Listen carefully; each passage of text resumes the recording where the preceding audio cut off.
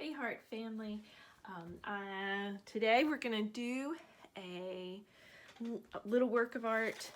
It's using markers to do a color wash on watercolor paper, and this is going to be the background for the next video I'm going to do, but you could use it as a finished work of art. The way that you lay your colors out and the markers out, you could be anticipating you want it to be just a finished composition as it is. But you could do any kind of paper. You could use these as collage elements, like earlier in the heart year we did the Rex Ray collages. So these would be really beautiful that you could cut shapes out and have just these beautiful color elements in a collage piece. You could also take a finished one of these and kind of like that idea of laying in the grass and looking up at clouds and finding imagery in the clouds or recognizable shapes in the clouds, representational things in the clouds. You could pick things out like that and draw, say, with colored pencils on top of this, even add paint on top of it, and create a composition. But we're going to use it for a nice bright background in a positive and negative reverse composition using black construction paper. So I'm going with the brightest possible color scheme.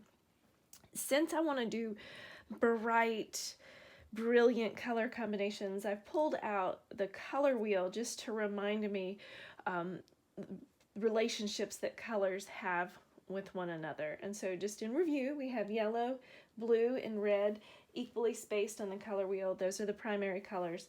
Between each primary color is the secondary color that's made by mixing those primary colors. So we have between yellow and blue, green, between blue and red, purple, between red and yellow, orange. And then you have the tertiary colors, which are between a primary color and a secondary color. So yellow, green, blue, purple, red, orange, and yellow, orange. We're using markers. I really like Crayloa brand markers. That's a nice, brilliant pigment. And what's cool with this project is if some of your markers are drying out, and normally in a picture you'd be like frustrated with that because it gives that dryish sort of look, and you want really juicy markers. But with this, you can even use those halfway dried out markers because you're just getting pigment on the paper that later you're going to use a water wash to loosen up that pigment. Okay, so I'm using watercolor paper that is in a block. And the block, there's an adhesive at the top and at the bottom. The sides are loose, but it will hold the paper flat. What happens when you use watercolor on paper is that the fibers expand, and so the paper ends up buckling or curling. So as long as you keep it in the block through the drying process, the paper stays nice and flat. An alternative thing you can do, if you have a smaller piece of paper, you can tape that down onto a mat or a non-porous surface of some sort. So I have this smaller piece of paper, and I have this cutting mat. It's kind of a multi-purpose cutting mat.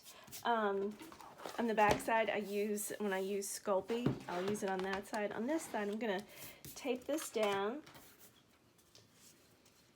And if you use painter's tape, it should come off pretty easily when you're done. When you tape it down, just try to position the tape so you get an equal border on all four sides.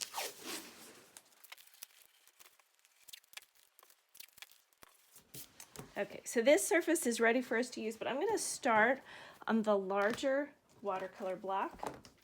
And I'm going to use what I know about color, the Roy G. Biv spectrum, to make color choices onto this piece of paper. And you're doing lines and shapes. You could do recognizable objects, recognizable things, or you could just totally go with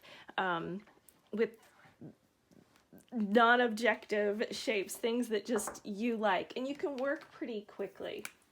You know, I love the heart motif, so that's where I'm gonna start. Just for a place to begin, I'm going to do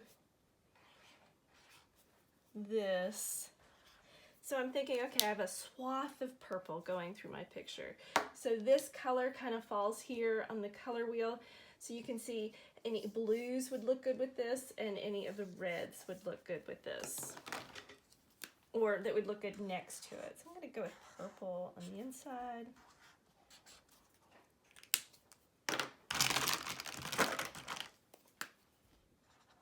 Ooh, that's a nice lush purple.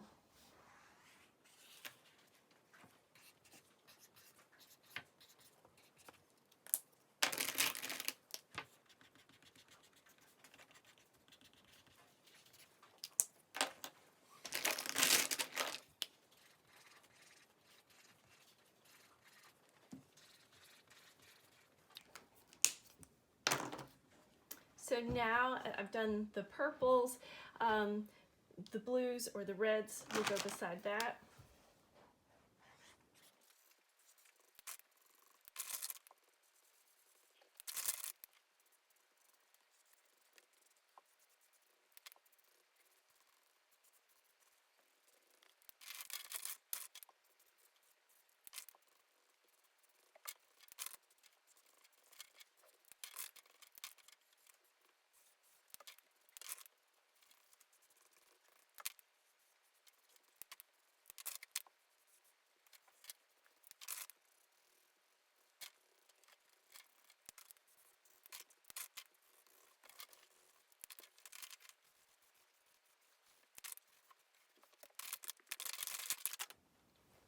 Okay, you can see I've got it all filled up with lines and shapes. It's okay to overlap colors. Be mindful about the markers. Like if you're putting a yellow marker on top of a darker color, the marker will actually absorb some of the pigment. So you want to protect the marker and layer a darker on top of a lighter. And just, I was even getting kind of messy here at the end just because I wanted a little bit of that pigment there. But the specific stuff you put down isn't quite as important as just the color choices that you were making. I went with the Roy G. Biv spectrum choices, but you may play with different color schemes as you do it. Maybe you wanted to do all warm colors or all cool colors, for example. So the next step is to add the watercolor brush. I like having a towel with me and working with sort of a mid-sized brush and fresh, clean water. You do not want to take a brush and just wipe it all over your painting, because all of these colors will mix together and you'll just make one neutral area. So instead you want to go in and start adding color and see what your picture does. Each one's going to be a little bit different. And you kind of learn as you go how the different markers respond to the water. Some really loosen up the pigment, and some don't loosen up that much. So you just learn as you go what the pigments are doing and make choices based on what you want your picture to look like.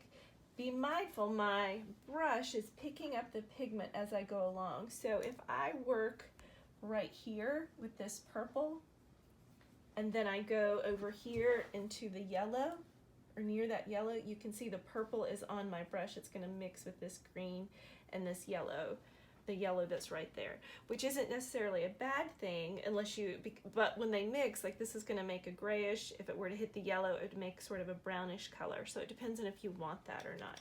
So I'm just going to go through and add the watercolor washes, making decisions as I go.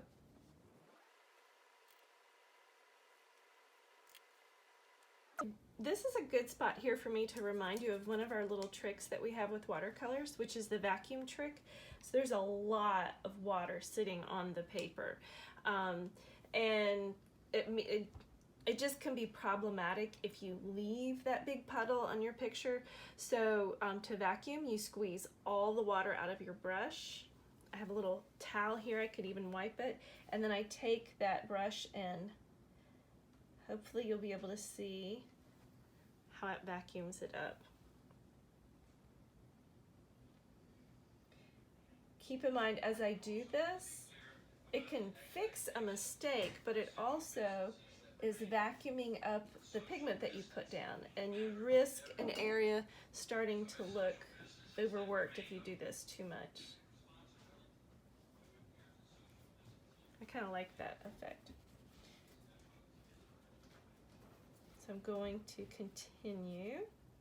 You can even, like if you got too much water in one area, what's cool is you can use that water and just continue spreading it around your painting. There may even be places where you choose to leave the white of the paper. It's your design, so you get to make those decisions.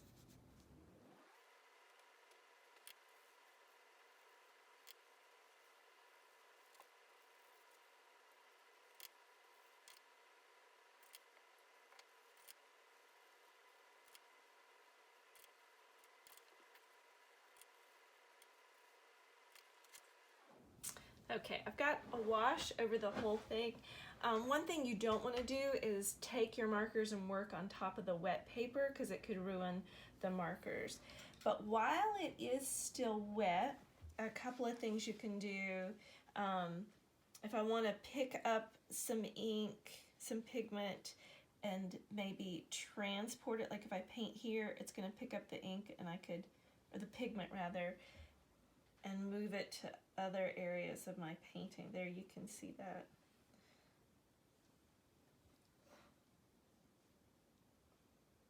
Just kind of playing with that to kind of unify the composition. And really just kind of experiment and explore.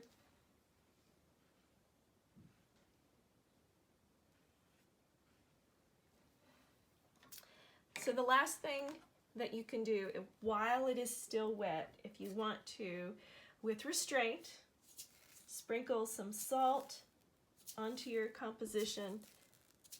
Now the salt crystals, I think it's called leaching, it's a chemistry thing, but I think it leaches the pigments and it's very unpredictable. Everything that you've done is actually fairly unpredictable.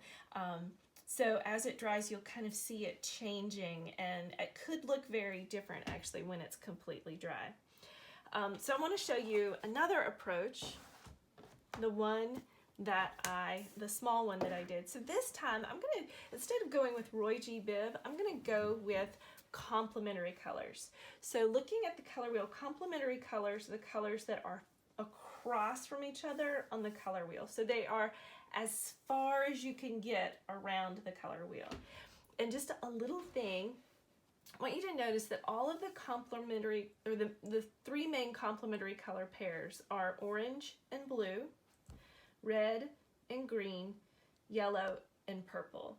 And if you put them side by side in a work of art, they make each other look more vibrant. But if you mix them together, you get a neutral color. You'll get a gray or a brown.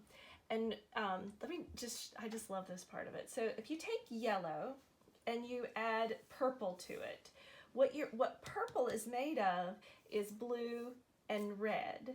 So in order to make a neutral color, what you're actually doing is putting all three of the primary colors together, and that's how you make a neutral color. So for this one, I'm gonna do my favorite complementary color pairing, which is blue and orange. So I'll grab some blue markers and I'll grab some orange markers.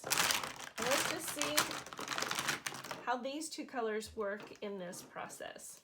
So I'm going to do the same thing, just fill it up with lines and shapes that I like.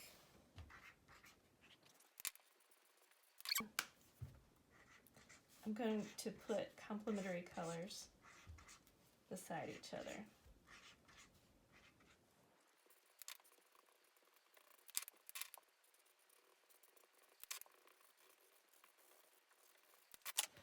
So similarly with the last project, I don't want to just take water and wash over the whole thing. I'll just make brown. But I'm going to come in and very carefully place the water and make washes. I'm going to use a smaller brush because I'm using a smaller format.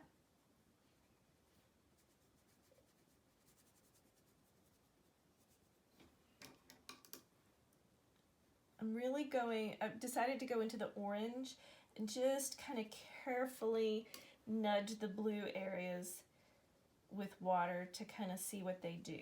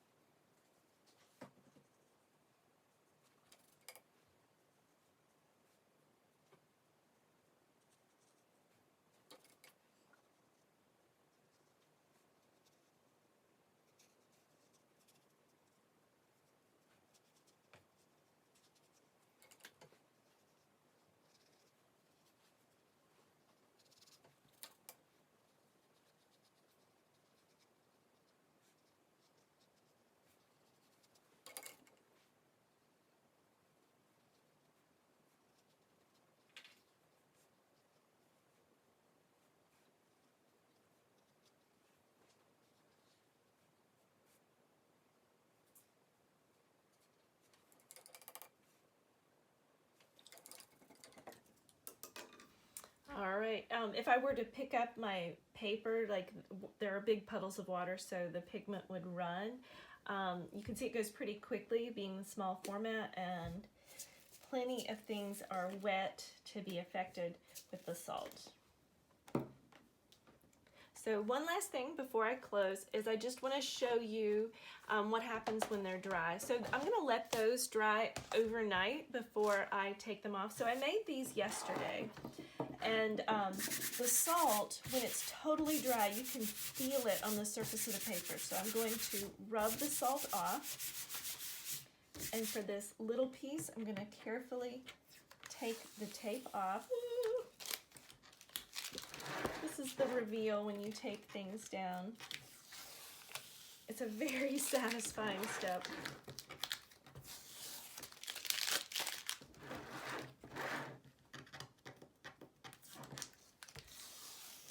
There you go. Any work of art, this taping down actually creates this beautiful effect. So now I have a work of art with this just crisp white frame around it. And I don't know what my plan is for these little ones. I mean, this would make a beautiful postcard I could send in the mail. It could be a beautiful just work of art in and of itself. And with these, you can turn them around and decide which direction you like best. They remind me of the pictures of deep space from the Hubble telescope. So anyway, I just really like that little guy there. And then, so the bigger one, same thing. I'm gonna wipe off that salt that's on the surface, go to the edge that's open, and very carefully tear it loose. One thing I'm finding with the watercolor blocks with any pigment is that what I need to do is take a sponge and wipe the edge of this adhesive. I should do that now because if I don't, there is pigment on that adhesive edge that sticks out, and once I start painting my next painting, that pigment could get on it. So that's what I'll do next, is take a damp sponge and wipe that off. So I hope y'all have fun making your own really easy, really vibrant marker to watercolor paintings.